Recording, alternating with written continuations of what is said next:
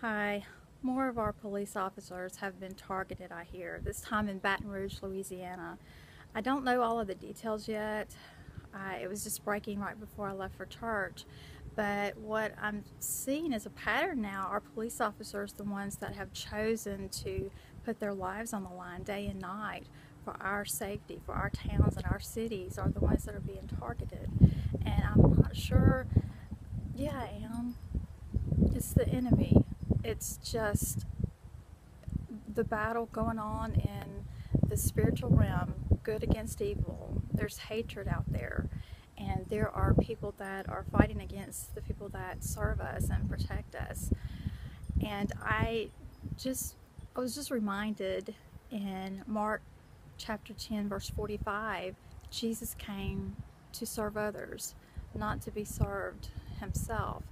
And that is a good example of what he does, looking at our police officers. And my heart goes out to the families that have lost a loved one in Baton Rouge. And I think that it's time that we start praying for the safety of the people that guard our towns and communities, and blood covering, God's blood covering over them, and that whatever Satan wants to use for our harm is going to be used for God's glory.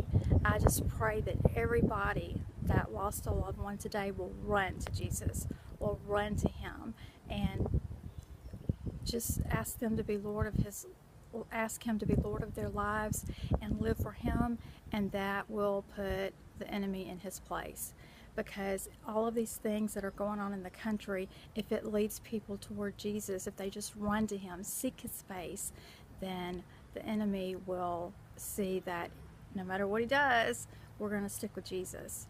So let's continue, let's gather, let's rally around this world, no matter what town we live in.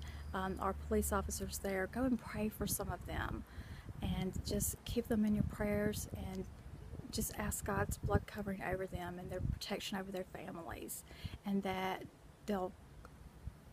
Jesus will be honored and glorified in the midst of all of this hatefulness. And I hope you have a very blessed day.